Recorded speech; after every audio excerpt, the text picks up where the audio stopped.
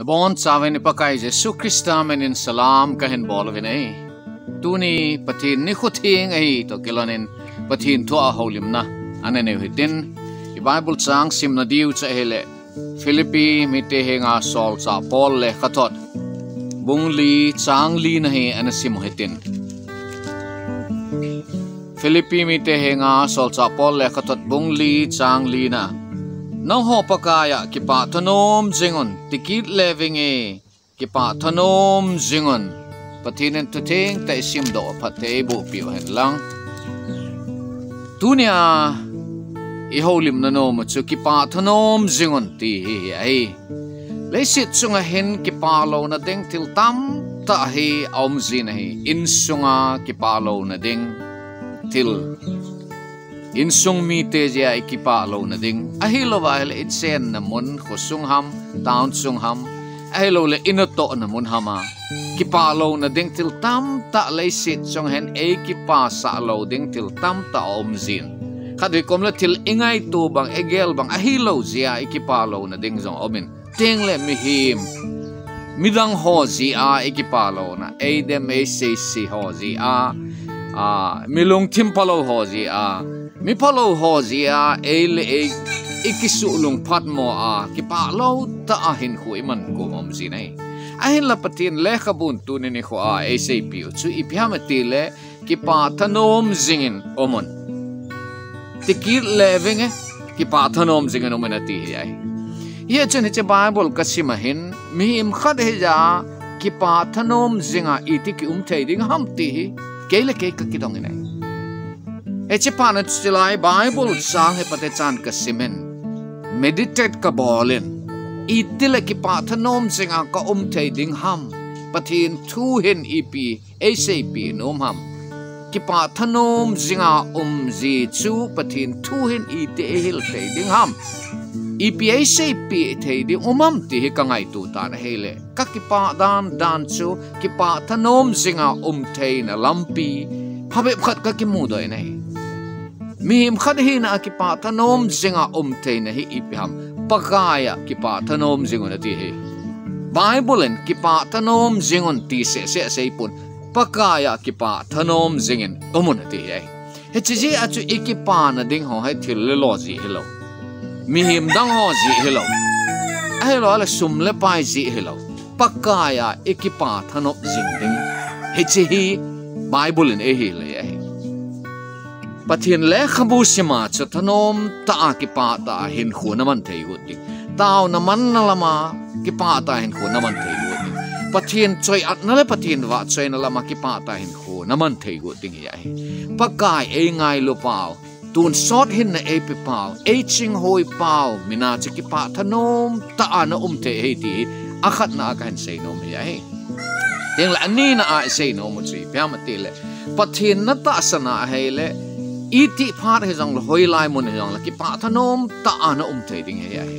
adi mi him hina achen dam mo ve sit kum ome nei lo ha sat itu pe jong ome ahi lo wa ahi le din mun ha sat ta din kun si nei lung thon lung kham na chu kum ome hin la pathin ta san jom jinga ahi le hitabang din mun ha sat ta ho jong chu ki hungal kaya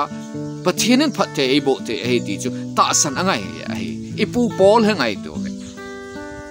ata san na zala Krista sol cha hi na zala min avo adena zela khumui ai adin mun le na mun chu Kipah Thanom ta na ding chi hello ai amma wang pakai alaya pathina ta san ji a chu Kipah ta the hi ji a chanangen jong hoi lai mun he jong le iti phat e jong le na ha sat pet na lung don pet e jong le pathin na ta san de jinga ai le Kipah Thanom jinga hin khu na man thei ding hi ti ka hin sei no me nai teng la athum na ka sei nom chi pi hamati a he le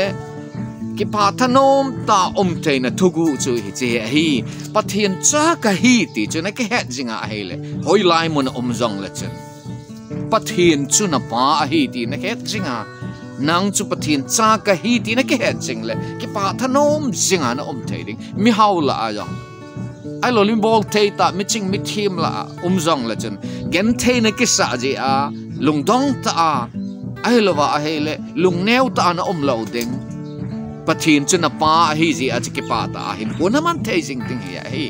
pakai Jesu Kristan a sei ji ho chu Kipah na thupa lang sam dingin pathin na tong na a solin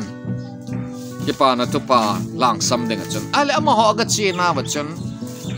dam lo ho bol daman thil ha bu ho no do wen ala ma ho nga Thanom le je na hung kile ki na wen pakai thil ho jong ka thu wen adung ai lo le dam lo ho jong ka bol dam ve ati wen ai le Jesu Kristan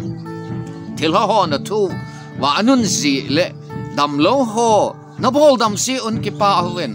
vana hinna le kha bu an na minu akisut si in Kipah wen ati ai aji chui pham atele khat ve kom le in to na a chu lo len kom thei lo sap kom thei he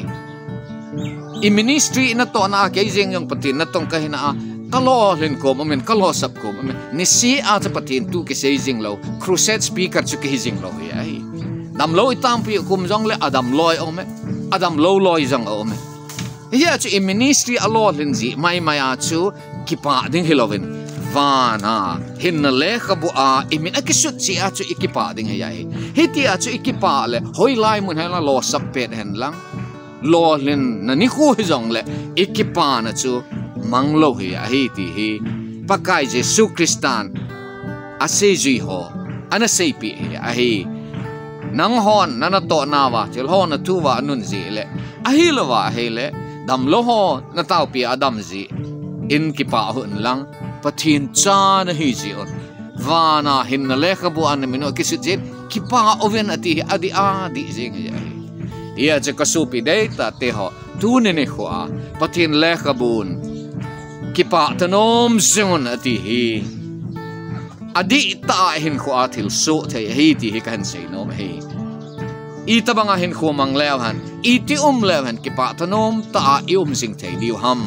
avelen kan sei nom kin na hi pakaya Kipah Thanom sing thei hi anina a chu itile Kipah Thanom sing thei diu ham pathin ita san zom zinga ala Kipah Thanom ta hoi lai mun he jong le hin khu iman thei diu hi athum na achai na ka sei nom pathin cha hi chu ikhe jinga he le iti phar he jong hoi lai mun he jong le Kipah Thanom ta hin khu ki mang thei ding hi tunia pakaya Kipah Thanom jingun ti thupia holim na anangai ho jose nom namon chi wa Kipah ta hin khu naman the na divin pakai pathin athunei pan phathei ebu taw hen